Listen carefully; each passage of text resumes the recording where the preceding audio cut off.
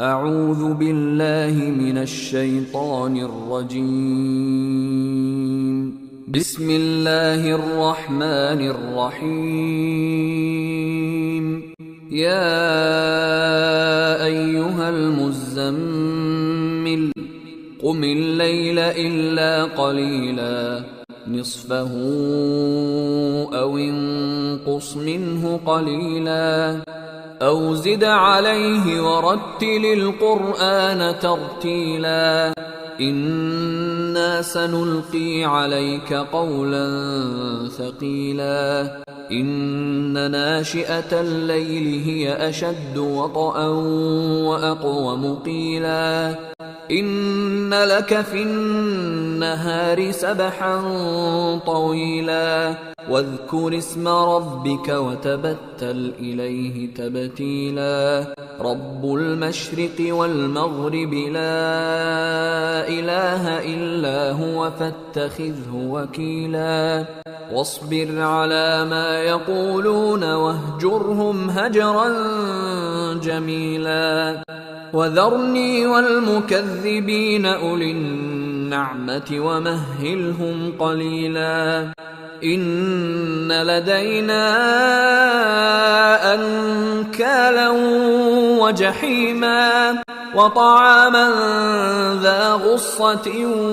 وعذابا أليما يوم ترجف الأرض والجبال وكانت الجبال كثيبا مهيلا إنا أرسلنا إليكم رسولا شاهدا عليكم كما أرسلنا إلى فرعون رسولا فعصى فرعون الرسول فأخذناه أخذا وبيلا فكيف تتقون إن كفرتم يوما يجعل الولدان شيبا السماء منفطر به كان وعده مفعولا إن هذه تذكرة فمن شاء اتخذ إلى ربه سبيلا إن ربك يعلم أنك تقوم أدنى من ثلثي الليل ونصفه وثلثه وطائفة من الذين معك والله يقدر الليل والنهار علم أن لن تحصوه فتاب عليكم فاقرؤوا ما تيسر من القرآن علم أن سيكون منكم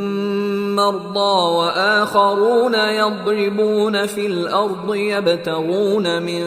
فضل الله وآخرون يقاتلون في سبيل الله فاقرؤوا ما تيسر منه